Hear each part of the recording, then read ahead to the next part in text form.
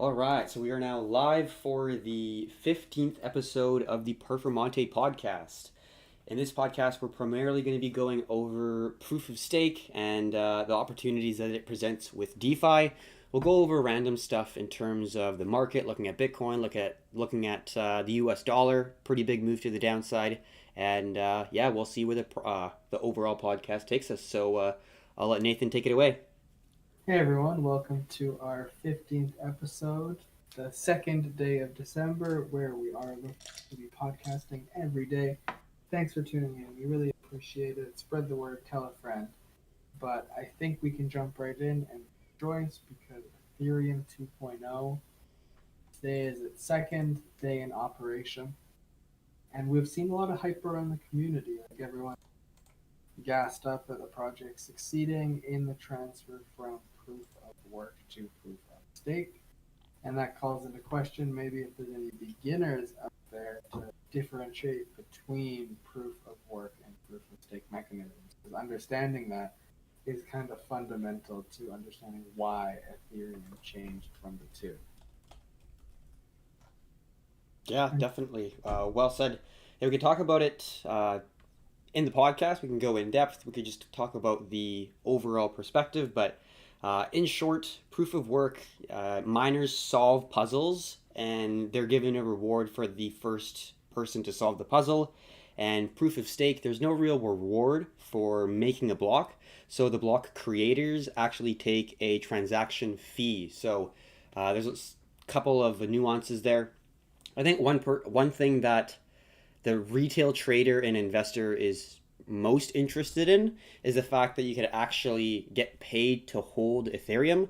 Obviously, it's not as easy as just holding it. It depends on if you're going to be doing it internally. You'd have to basically have your computer running at all times with really good internet without fail, or else you get penalized in some way or another. But yeah, there are other opportunities that allow you to have that exposure and have that revenue coming in just by holding Ethereum without actually having a computer running all the time. And we'll talk about some of the options. Binance is one of them, but I'll get Nathan talking a little bit deeper into kind of the difference between POW, proof of work, and POS, which is proof of stake. Yeah, proof of work is really energy and tech intensive. It requires GPUs, it requires electricity, it requires a cooling solution. There's a lot of logistical problems that come with it, and like maybe some Bitcoin minimalists say, it's one of the reasons why crypto will never be successful. But proof of stake changes that because it doesn't require the same level of processing power because of its different mechanism on how it validates a block. Some even call it eco-friendly, kind of just like you're hosting a server on your computer. It's not as demanding and taxing mining Bitcoin is. It's a much more smooth process. And although it's relatively complex to set up for the average investor in crypto, let's say, there are other like proxy means to do it. So right now, if one node wants to help out the Ethereum, it costs you 32 Ethereum. That's that. Once you have 32, you are able to host a node and you will get paid approximately 5 to 20% per year for doing so. Kind of like a savings account that doesn't suck dick. And it's in Ethereum. So Yeah. arguably a lot better. This mechanism of proof of stake node hosting is something that has existed in crypto for quite a few years. We see this mechanism with two examples that come to mind. Two personal favorite coins. One of them is Dash, the crypto, and the other is Horizon. Both of those are worth checking out if you are a longer term investor in crypto because they're real winners. And so that proof of stake mechanism is really scalable, A, because it just costs less energy, so it's not as energy and computationally intensive, and B, because you get a better working product. It transacts faster. Some could argue that it's more secure because it has that delegated, instead of having individuals control one large lump sum of GPU miners and being able to get 51% attack, in order to 51% attack proof of stake chain, more or less, you have to have 50% or more of the total nodes, which isn't necessarily financially feasible for the larger cap projects. So, in some sense, it could be argued it's higher security. Either way, it's a big upgrade for Ethereum. Everyone's been really hyped about this. People thought it was going to come at the start of 2020, maybe the start of 2021.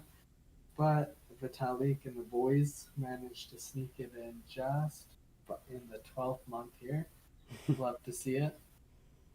And At the right overall, time. yeah, exactly. The market's so positive with how A, things have gone over the last, let's say, and B, with the Ethereum update, people are bullish, people are speculating, people are looking to take on risk. A very different sentiment than we're emerging out of a bear market and euphoria is flowing. Yeah, you can definitely feel it in the air. BTC is consolidating right now, but for example, just kind of bringing it off of a technical standpoint, the US dollar is plummeting. Um, Not too surprising after we broke 91. It's all hell break loose, and we've already talked about the S&P, thinking it's going to be looking very, very bullish, and it does look very bullish in my personal opinion. So I think that next push is coming very soon. BTC is contracting pretty tightly, right up against the previous, just around all-time high of around 19.6, 19.7. So maybe around 19.8. It's looking pretty solid. So we're not really going to be taking any action in terms of leverage trades, just because we haven't seen any confirmation yet. But it's looking extremely favorable. I don't think we're going to drop down all the way to 16.6 ish, where I initially thought would be the higher low. But you never know. We'll see. I'm going to keep my eyes peeled, but.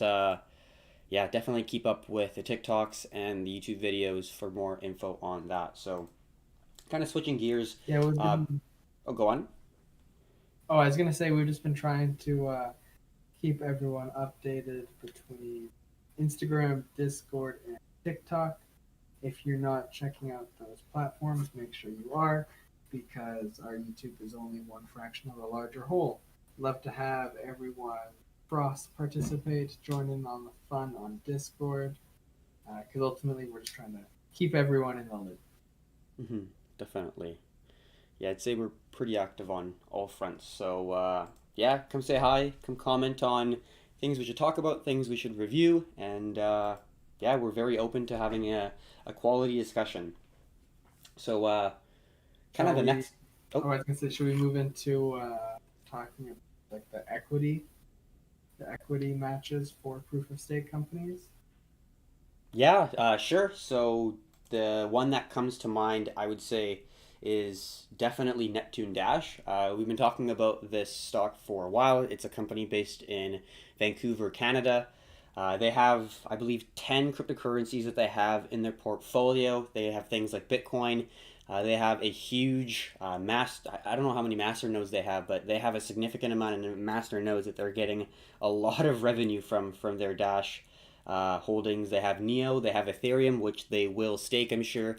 They have a heck of a lot more than 32, that's for sure. So they'll definitely be able to create more revenue from those means. And they're different from a lot of other management companies, or basically any company that manages a portfolio in cryptocurrencies, because they're looking for that revenue generating asset compared to a lot of companies just buying and holding BTC, or not really looking at revenue generating assets within the space. So that's their main focus. I definitely think that at 12 cents, just breaking out of a symmetrical triangle, it's looking like the risk reward is extremely favorable to the upside. I definitely say you can find more information just by googling neptunedash.com. But yeah, overall they have a very diversified cryptocurrency exposure. I'd say it's a pretty well-rounded company. Yeah, they have. I'm just looking at their balance sheet right now. Hold it up really quick, and it looks like they are making in one quarter 1,200 dash purely by staking, which means Wow. they get a new master node because 1,000 Dash is a masternode. So they get a new masternode 4 times a year, and obviously that compounds as your income That's grows. insane. They're also, oh yeah, they have 25,000 units of Dash, Wow. Yeah, that's which is incredible. It's a that, super interesting company because their revenue model doesn't have a hypothetical consumer. All they're doing is providing liquidity and equity to various cryptocurrency networks, and they get paid because of it.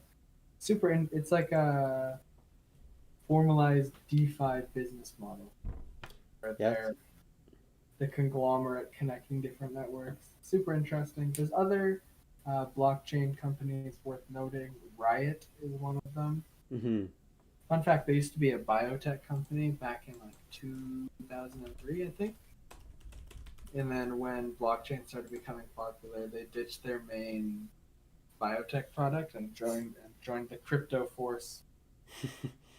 Yeah, their stock is pretty funny to look at. If you look Yeah, at like 10, 12 years ago, it absolutely plummeted and then it ripped right back up back in 2017. So I think yeah. they're not the oldest, but they were probably one of the most prominent when kind of 2017 to later half, especially when it was absolutely mooning. A lot of people were trading Riot.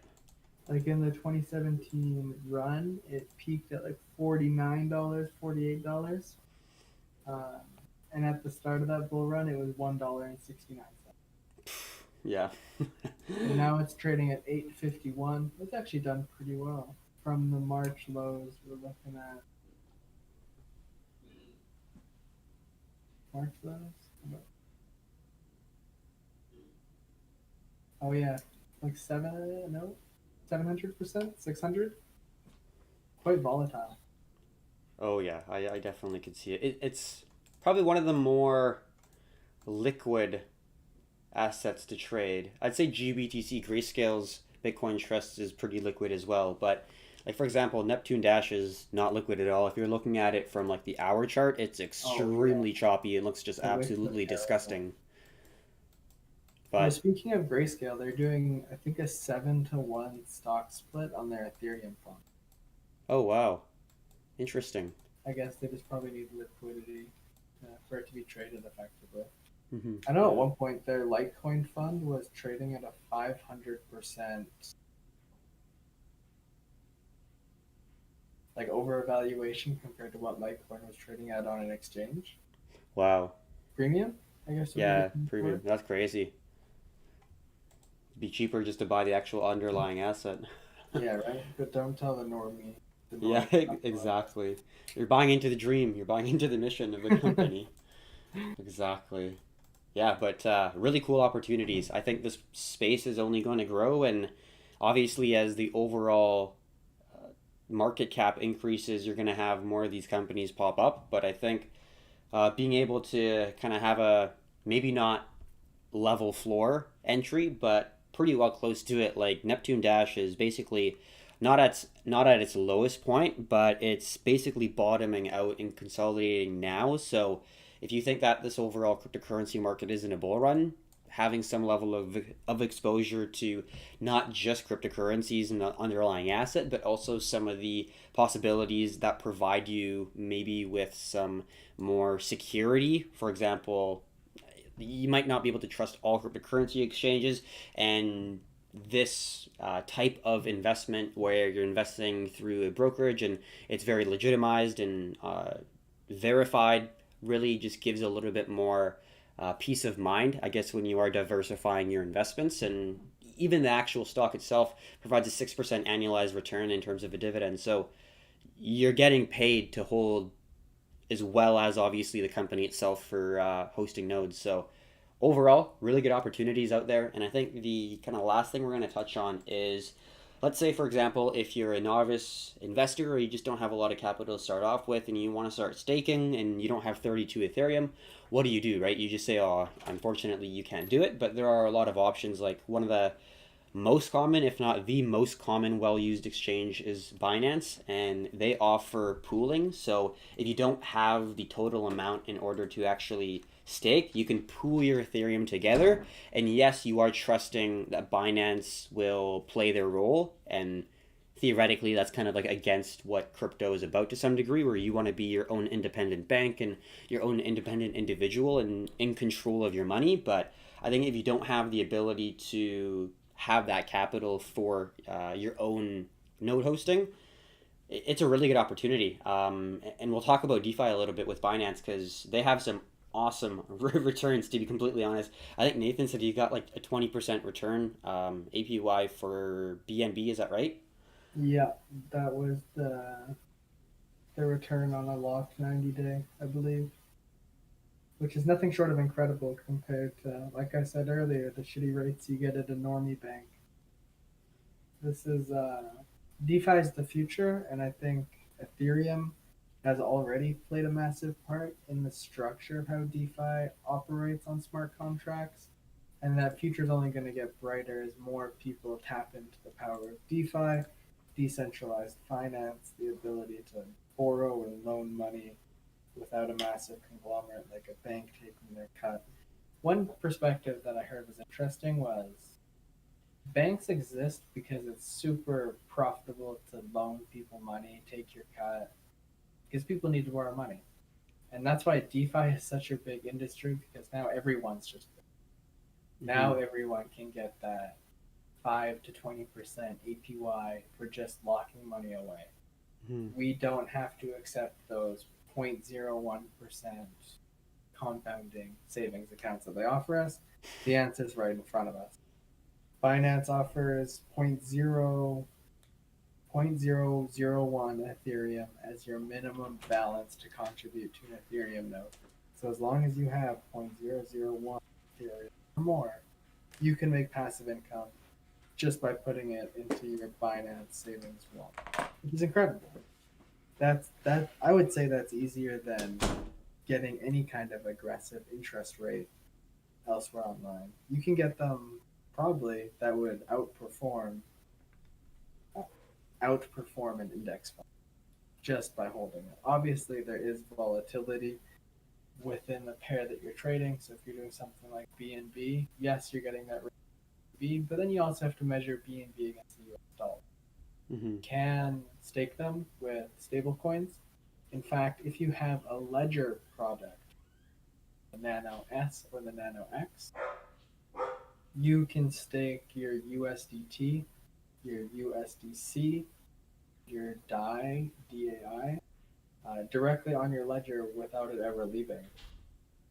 Do not remember the rates off the top of my head, but I want to say they're 4%, which is incredible just for Wow. holding some liquidity on a flash drive. Yeah.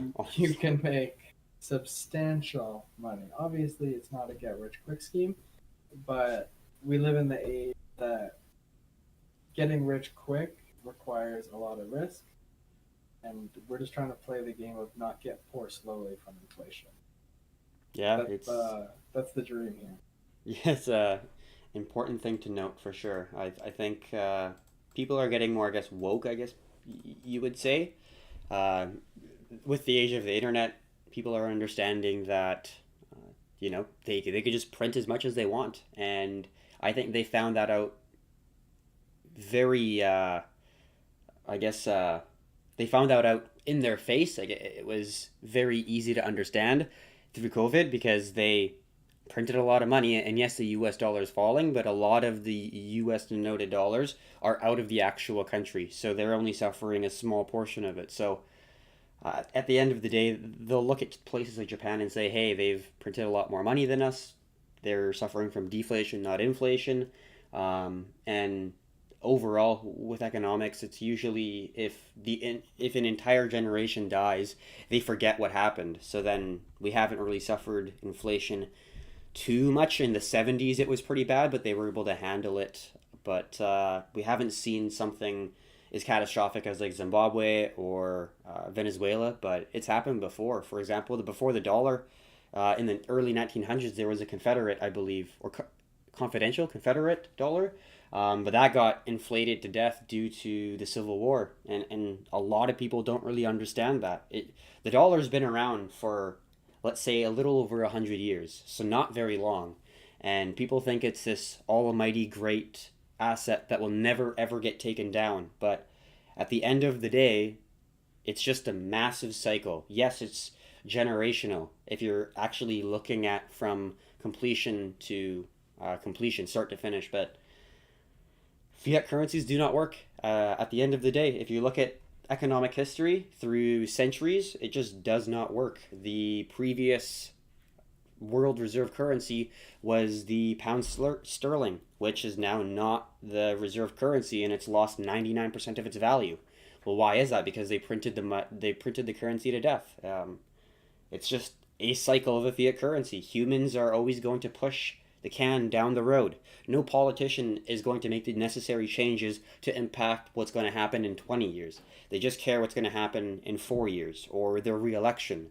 So it's extremely short-sighted, and the entire political system is geared towards the next election. And it's impossible to make long-term change, unlike a corporation. So I don't know. The world's kind of in a difficult place in terms of trying to make substantial change, but we will see how it goes. I do think recently, saying Biden went in is really, really positive for crypto, and I think we're going to be seeing some changes in the, I guess, political governance of cryptocurrencies for the better, for the positive, and I think that's going to really shape 2021 to be an explosive year for the entire crypto sphere. Yeah, I think we're entering that point where there's a lot of public interest in crypto. Still not where we have been, but the masses are starting to catch on. And maybe you are one of those people who are just getting involved. So we urge that you keep watching these daily podcasts. And should we wrap it up here for the day? Yeah, I think as well, around 20, 22 minutes, and I'd That's say that's a perfect. perfect amount of time. Yeah, we went over some pretty good stuff. So thank you very much for watching or listening. We really appreciate it. We'll be having another one tomorrow. And yeah, if you have any suggestions on what we could go over, what you think we should talk about, maybe some stocks that we could look at in terms of talking about them, definitely throw the suggestions in the comment section below, and we'll be taking a look at them. So I'll let Nathan finish off the end of the podcast. Thank you so much for tuning in. I hope you have a blessed day of the week, whichever it may be. Today's Wednesday. Have a great Wednesday, my dear.